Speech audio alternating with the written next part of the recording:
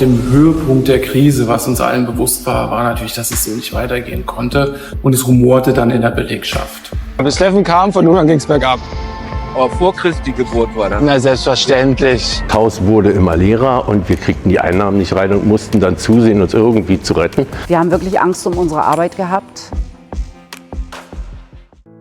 In manchen Vorstellungen hatten wir so wenig Leute, dass nur der halbe Saal besetzt war und dass zum Beispiel auch das Hochparkett gar nicht aufgemacht wurde. Das war schon sehr frustrierend und sehr bitter zur damaligen Zeit. Es war so ein bisschen der letzte Schritt, bevor wir dann einen Intendanzwechsel hatten, weil wir gesagt haben, okay, lieber solidarisch zusammenstehen alle und alle verzichten, als dass der Kollege nicht mehr oder die Kollegin nicht mehr an der Seite ist. Es hat dann auch noch eine Weile gehalten, aber irgendwie kriegte man diesen Turnaround nicht. 2006, 2007 hatten wir dann wirklich den kompletten Tiefpunkt eigentlich erreicht. Die Plätze im Saal blieben leer, es war nichts mehr zu sehen, von Schlangen, von der Theaterkasse bis an die Weidendammer Brücke. Wir haben Angst gehabt, das zu verlieren, was wir hier hatten, nämlich eine zweite Familie. Wir waren die meiste Zeit des Tages ja auf Arbeit, wie jeder andere auch. Das war eine spannende Zeit, die Nullerjahre, weil natürlich wir noch so ein bisschen erfolgsverwöhnt waren, oder wir waren sehr erfolgsverwöhnt, einfach dadurch, dass die Zeiten, die wir jetzt gerade haben zu Falling in Love, dass wir halt ausverkauft sind und dass wir halt jeden Abend so viele Gäste drin haben. Die Zeiten hatten wir damals auch. Ne? Also wir haben, als ich angefangen habe, waren wir jeden Abend ausverkauft. Die ersten 9 Monate von einer neuen Show war es überhaupt nicht möglich, Steuerkarten zu kriegen, weil es natürlich immer voll war. Und das war am Anfang der Zeit auch. Also so fingen die 2000er an. Die Stimmung in dieser Zeit 2004 bis 2014 ist eigentlich geprägt davon, dass es ein stetiges Auf und Ab war.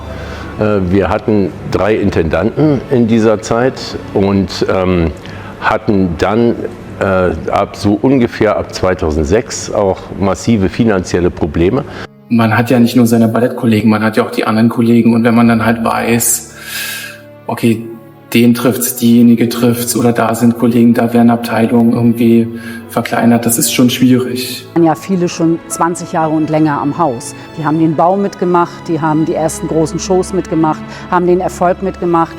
Und keiner kannte ja sowas auch, dass mit einmal nichts mehr lief. Ich hatte in jeder Show und in jeder Revue auch immer so ein bisschen eine Lieblingsszene, einen Lieblingstanz, wo man dann immer auch wehmütig wird, wenn man sie dann zum letzten Mal gemacht hat. Also dadurch, dass wir uns Stücke ja bis auf wenige Ausnahmen nicht wieder aufnehmen, ist es halt immer, also man ist halt schon immer traurig. Eigentlich erfinden wir uns immer wieder neu und das wirklich jeden Tag.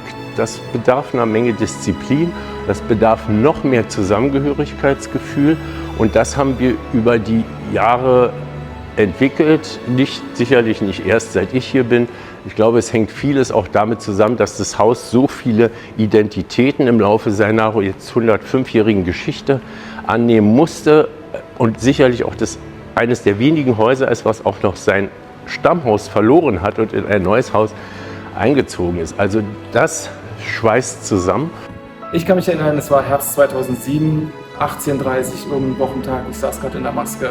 Kam ein Kollege rein und meinte, der Tanz ist abgesetzt, unten hängt ein Zettel am Bühnenpförtner und in der Betriebsversammlung am nächsten Tag wird informiert, wie es weitergeht. Bernd Schmidt und ich haben uns in einem Hotel in Friedrichshain einen Abend treffen müssen, 1 Stunde zusammen sprechen müssen, ob wir zusammenpassen und dann haben wir gesagt, wir machen das zusammen und da bin ich heute noch tierisch dankbar drüber, dass das so geklappt hat. Ja, man kann wirklich 2008 mit Key von einem Neuanfang, kompletten Neuanfang und einer Wiedergeburt sprechen.